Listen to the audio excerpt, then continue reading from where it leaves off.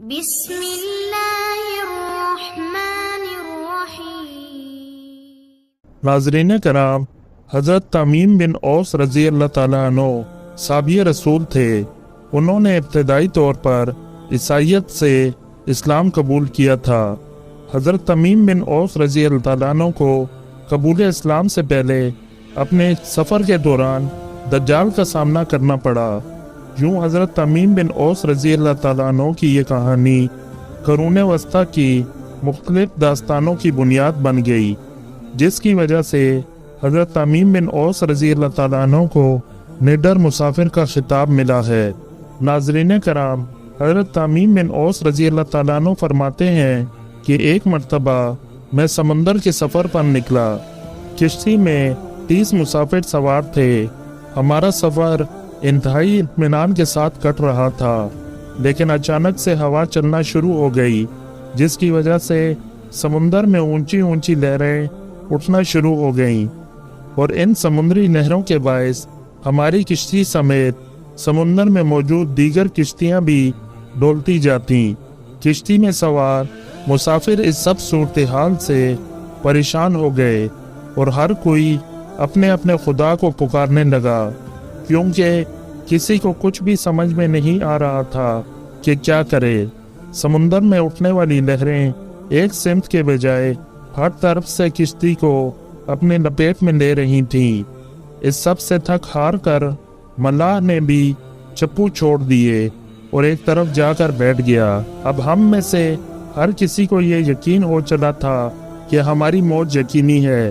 سورج غروب ہونے کو تھا اور اس کی روشنی آہستہ آہستہ ختم ہوتی جا رہی تھی۔ شام کا اندھیرا اور منزل کا کوئی پتہ نہیں۔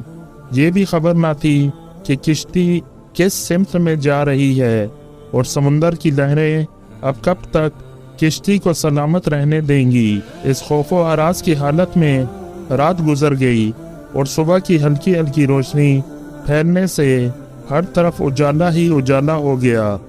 کشتی کے رات پر ہچکولے کھانے کے بعد ہمیں کچھ خبر نہ تھی کہ ہم کہاں پہنچ گئے ہیں۔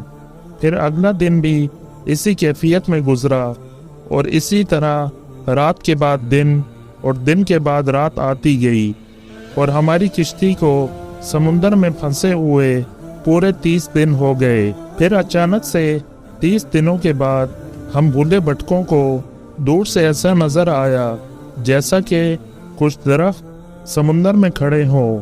ہمیں 30 دن بعد یہ منظر دیکھ کر امید کی کچھ کرن نظر آئی، اور ملاح نے بھی جلدی سے وہاں پہنچنے کے لیے پوری طاقت کے ساتھ چپو چلانا شروع کر دیے اور کشتی کو تیزی کے ساتھ ان درختوں کی طرف لے جانے لگا۔ کشتی میں موجود مسافر، جنہیں یقین ہو چکا تھا کہ اب موت کے سوا کوئی چیز نہیں، ان کے چہرے بھی اب زندگی کی امید سے چمک رہے تھے۔ پھر کشتی جوں جوں قریب ہوتی گئی، درخت صاف دکھائی دینے لگے۔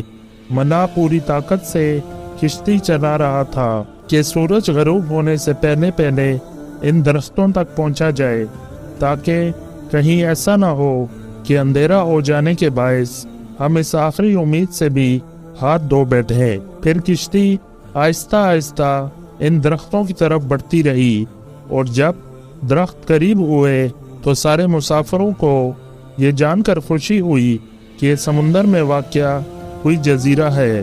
ابھی تو سورج مکمل غروب نہیں ہوا تھا کہ کشتی جزیرے کے کنارے پہنچ گئی۔ ہم کو اس جزیرے پر اترے زیادہ دیر نہیں گزری تھی کہ درختوں کے درمیان میں سے ایک عجیب و غریب قسم کا جانور نکلا۔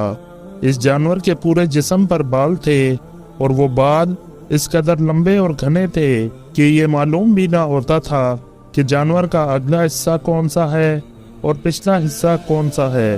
سارے مسافر اس عجیب و غریب جانور کو دیکھ کر حیران و پریشان ہو گئے، کیونکہ ان میں سے کسی نے بھی اس سے پہلے ایسا جانور دیکھنا تو دور کی بات، اس کے بارے میں سنا بھی نہ تھا۔ اب اس پر اسرار جزیرے پر اس کو دیکھ کر ہم سب پریشانی میں مبتلا ہو گئے کہ یہ کیا بلا ہے۔ ہم میں سے ایک مسافر نے دوسرے مسافر سے پوچھا کہ یہ کیا چیز ہے؟ جانور نے مسافر کی یہ بات سن لی اور دوسرے مسافر کے جواب دینے سے پہلے وہ جانور خود بولا، میں جاسوس ہوں۔ جانور کے انسانوں کی طرح گفتگو کرنے سے تمام مسافر مزید پریشان ہو گئے، کیونکہ آج تک انہوں نے کسی بھی جانور کو انسانی زبان میں بولتے نہیں دیکھا تھا۔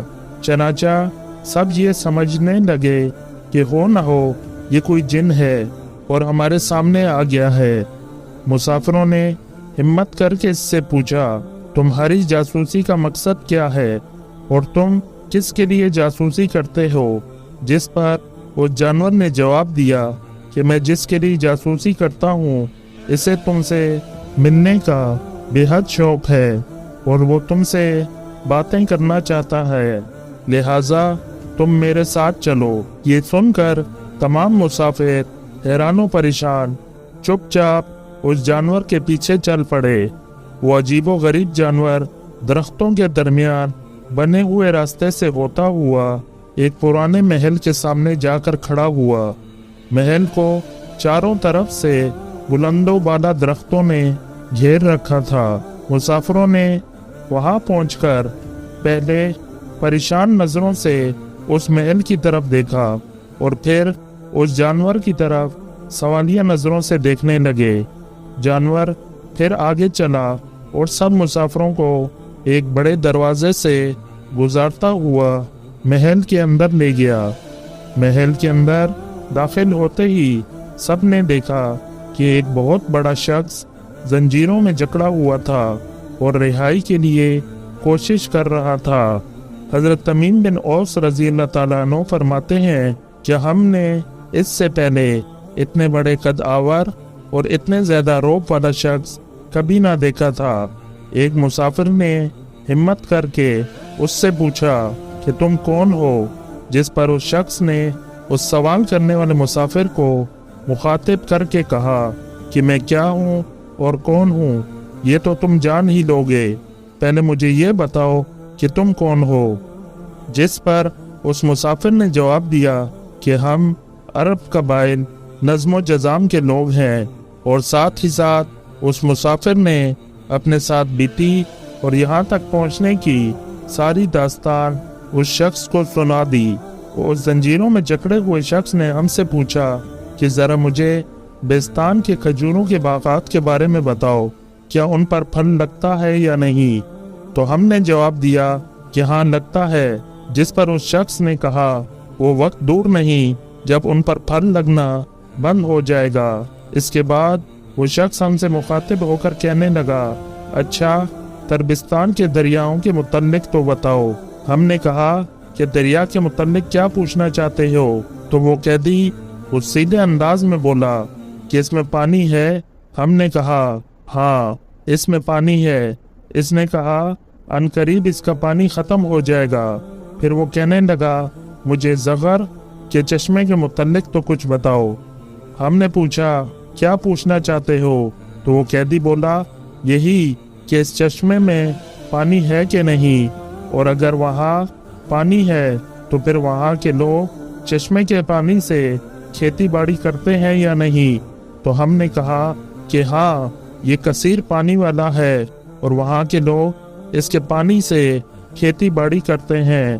پھر وہ پوچھنے لگا اچھا مجھے ذرا امیوں کے نبی کے متعلق تو کچھ بتاؤ۔ ہم نے جواب دیا انہوں نے مکہ سے اپنی دعوت کا آغاز کیا اور اب وہ مکہ سے نکل کر مدینہ میں موجود ہے۔ اس قیدی نے پوچھا کہ کیا وہ عرب کے لوگوں کے ساتھ کوئی لڑائی لڑے اور عربوں نے لڑائی میں ان کے ساتھ کیا سلوک کیا؟ تو ہم نے جواب دیا کہ لڑائی میں وہ عربوں پر غالب رہے اور بہت سے عربوں نے تو ان کی اطاعت بھی قبول کر لی ہے اور اب وہ خود کو ان کی تابعداری میں رکھتے ہیں۔